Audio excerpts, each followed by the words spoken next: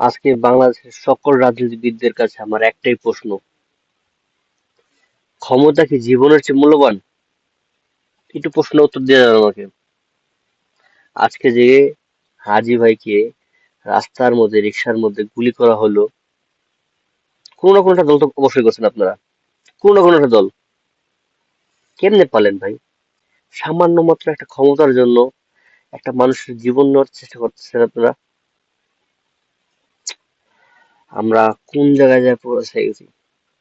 আমাদের আইনমন্ত্রী দুদিন আগেও আমাদের কিভাবে জীবন রক্ষার জন্য সে ফোর্স ঠিক করবে তা না, সে দেখছে কি হোটেলের মধ্যে গোছের থেকে আলুর পরিমাণ বেশি।